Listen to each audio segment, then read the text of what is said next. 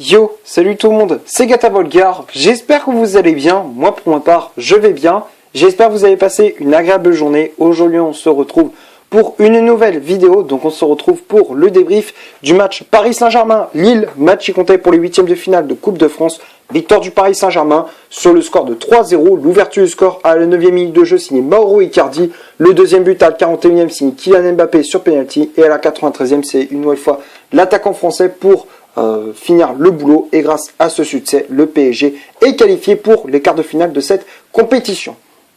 Voilà, bon, c'était bien évidemment le choc de ce tour de Coupe de France, bien évidemment, le choc entre l'actuel leader de Ligue 1, Lille, et le dauphin de cette Ligue 1, le Paris Saint-Germain. Voilà, donc c'était un choc en Coupe de France. Pour débriefer ces 90 minutes, bon, c'est vrai que les 45 premières minutes, elles étaient, n'empêche, assez équilibré. C'est vrai qu'on a vu une équipe de Lille assez dangereuse. Déjà, d'entrée, ils se sont créés une occasion avec Burak Yilmaz, l'attaquant du LOSC qui vient buter sur Keylor Navas. Bonne sortie de la part du gardien costaricien qui a été franchement, encore une fois, extraordinaire, qui a fait une très bonne performance. Après son match face à Barcelone, encore une fois, il récidive face à Lille. Après il y a eu une occasion de la part des Parisiens avec Di Maria, mais voilà, on n'arrivait pas à trouver la solution. On était tombé sur un très bon Mac-Maignan, mais voilà, on a réussi à faire sauter le verrou à la 9e minute de jeu, voilà, sur un centre d'entrée de Di Maria, voilà, centre côté droit, venant du côté droit du Paris Saint-Germain. C'est Mauro Icardi qui vient ouvrir le score, voilà, sur une mésentente entre Mac-Maignan et Thiago Diallo, voilà, le défenseur lillois. Voilà, tu vois que sur le centre de Di Maria, il y a eu une mésentente. Voilà, ils se sont pas parlé, beaucoup d'approximations sur le centre de Di Maria. Et derrière, Icardi en profite pour inscrire le premier but de la partie. Donc à la 9e minute de jeu, Icardi permet au PSG de mener 1-0. Ça fait plaisir pour Mauro Icardi. C'est vrai que je l'ai pas mal incendié ces derniers temps. Là, il s'est rattrapé. Malheureusement, derrière, il s'est blessé. Voilà, il est sorti sur blessure. Donc du coup, il a cédé sa place à Mbappé. Et là, voilà, Mbappé qui s'est racheté lui aussi. Il fallait qu'il se rachète et c'est ce qu'il a fait. Voilà, après son match lamentable face à Nantes. Voilà, en championnat, il fallait absolument qu'il se rachète et c'est ce qu'il a fait. Parce qu'à la 41e minute de jeu, il provoque un pénalty, faute de Celik sur justement l'attaquant français. Et derrière, Mbappé qui transforme ce pénalty sans trembler face à Mac-Maignan. Et donc du coup à la 41e, le PSG mène 2-0. On a vu un Paris Saint-Germain réaliste, contrairement à Lille qui, voilà, c'est vrai que Lille se sont créé des occasions, comme je disais, Burak Yilmaz, voilà, qui avait trouvé aussi les montants de Navas avant le deuxième but d'Mbappé, voilà, le deuxième but parisien. Voilà, donc c'est vrai que dans l'ensemble c'était équilibré, mais voilà, c'est vrai que les Lillois ont manqué de réussite. C'est dommage pour eux, mais voilà, on en profite, nous, Parisiens, voilà, on en profite pour justement planter nos occasions, mettre des buts, voilà, donc c'est ce qu'on a fait. Donc à la mi-temps, il y avait 2-0 pour le PSG. Après, la deuxième mi-temps, bon, on a vu un Paris Saint-Germain qui ronronnait un petit peu en deuxième mi-temps, vous voyez un Paris Saint-Germain qui ronronnait devant les cages de Mac-Maignan. Après, on a voulu être dans la gestion, mais bon, voilà, c'est vrai que ça, on a réussi à gérer, mais bon, voilà, attention à pas trop être dans la gestion. Voilà, on voyait que certains moments, les Lillois pouvaient à tout moment revenir. Et après, malheureusement, on avait subi un penalty, voilà, suite à une faute de Kurzawa sur Jonathan Ikoné, si je me trompe pas. Et donc, du coup, penalty pour Paris Saint-Germain, pour Lille, pardon. Et donc, le penalty était raté par Yasidji, voilà, l'attaquant turc qui vient buter sur Keylor Navas, qui, voilà, c'est lui qui permet au PSG de maintenir cette avance de 2 buts. Voilà, donc avec ce penalty, si Yasidji avait mis ce penalty au fond des filets, je pense que le match n'aura pas été le même. Voilà, je pense que c'est pas le même match. Mais voilà, donc du coup on reste à 2-0, puis après on plie le match grâce à Mbappé à la 93e, voilà, sur une longue transversale. Voilà, je crois que c'est Paredes qui fait une longue transversale pour Mbappé qui prend de vitesse Thiago Diallo, et derrière il pique ce ballon juste devant Mac-Maignan, et donc il assure le PSG la qualification pour Paris Saint-Germain. Voilà, donc voilà, il plie le match à la 93e, et donc c'est un doublé pour l'attaquant parisien. Voilà, donc on va passer maintenant à la composition d'équipe que Mauricio Pochettino a aligné pour ce PSG Lille. Donc ça a été un 4-2-3-1. Voilà, donc c'est toujours cette formation de la part du technicien argentin, avec Navas dans les buts du Paris Saint-Germain, la charnière centrale Marquinhos associé à Abdou Diallo, Marquinhos qui avait le brassard de capitaine, les latéraux Dagba à droite, Kurzawa à gauche, Paredes et Gay devant la défense, Rafinha en numéro 10, Di Maria milieu latéral droit, Moiskin milieu latéral gauche, et la pointe de l'attaque du Paris Saint-Germain, c'était l'Argentin Mauro Icardi.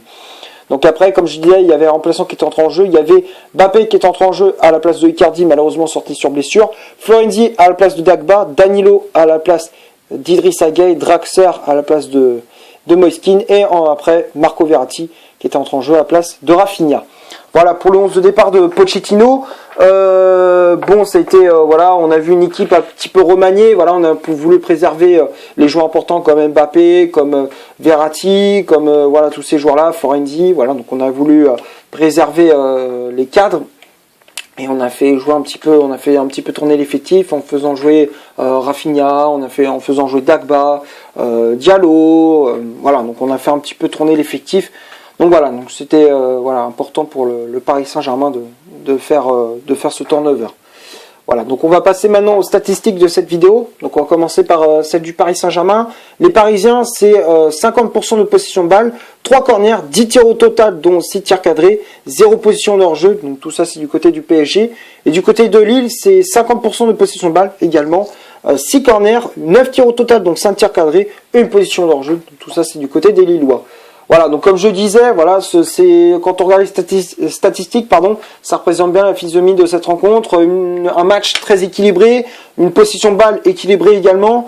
En termes d'occasion, c'était équilibré, mais voilà, la seule différence, c'est que Paris Saint-Germain a été plus réaliste, voilà, a fait preuve d'efficacité. Lille a manqué de réussite, voilà, donc malheureusement, ils n'arrivent pas à concrétiser leurs occasions, et derrière, on a réussi à trouver la solution. Voilà, donc voilà, on a su faire la différence et voilà, gagner ce match.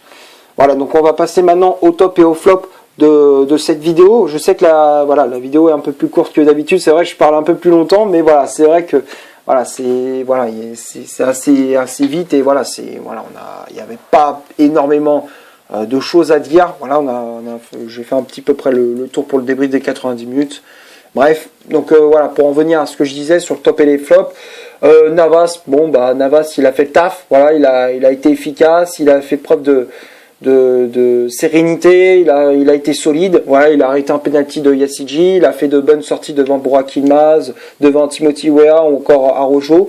Voilà, moi j'ai trouvé un Navas très rassurant, voilà, donc pour moi Navas, encore une fois, je le mets dans le top, même si contre Nantes, voilà, je l'avais mis en flop, mais voilà, pour moi, c'était dans l'ensemble, j'avais mis toute l'équipe. Voilà, mais voilà, moi j'ai trouvé un Navas encore une fois rassurant qui a fait le taf. Voilà, après la charnière centrale, Marquinhos, Diallo, les deux je les mets dans le top. Marquinhos qui a fait encore une fois parler son leadership, qui a apporté une certaine sérénité. On pensait que Marquinhos allait avoir un doute, on va dire, voilà, après ce qu'il a vécu dans sa vie privée, voilà, ce qu'on a su, voilà, après son cambriolage, enfin voilà, bref.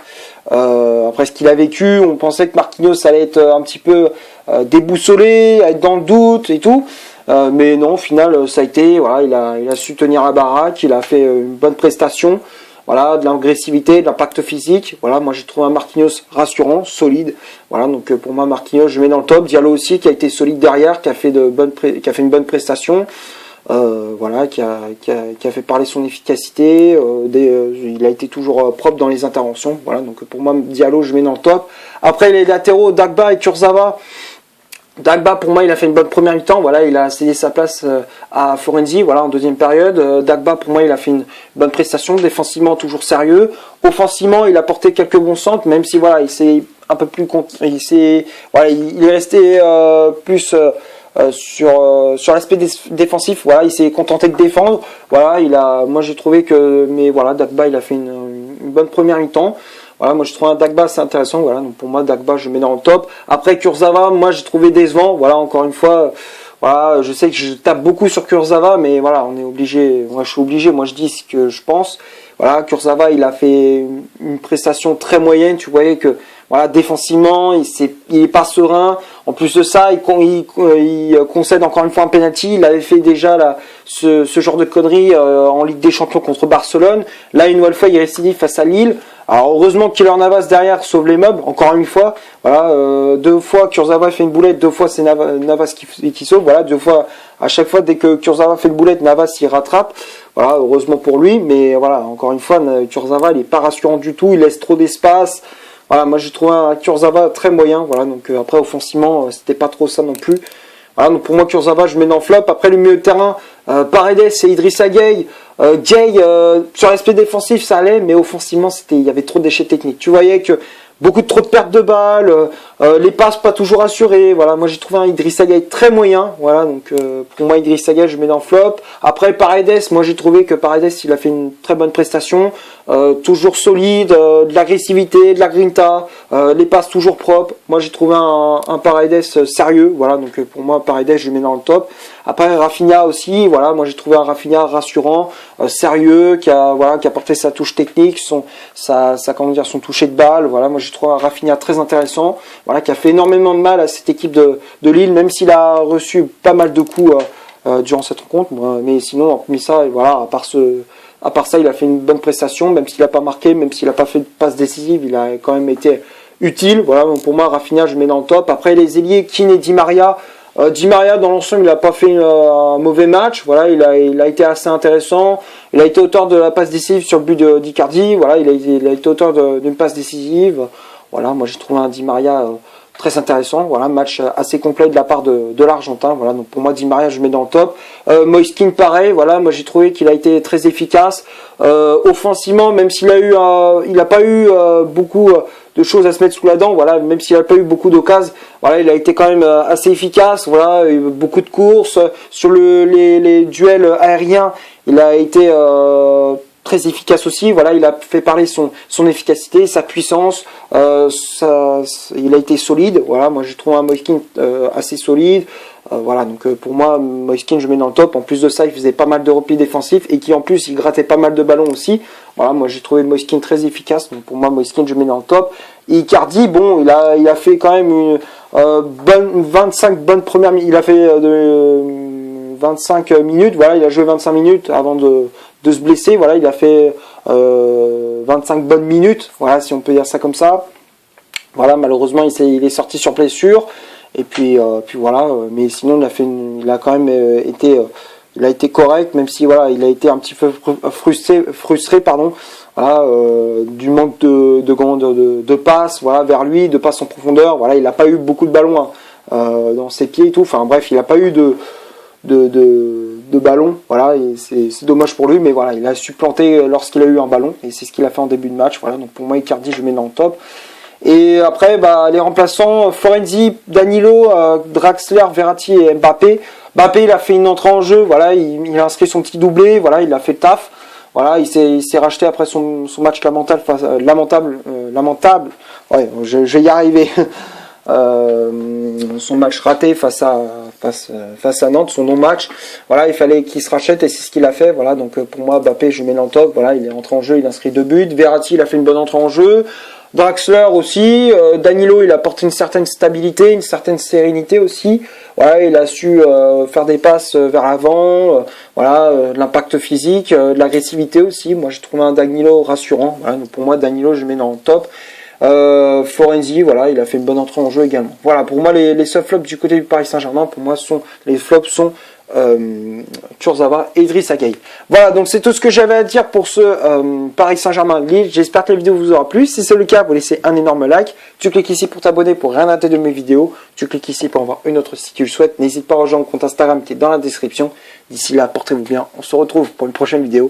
Ciao.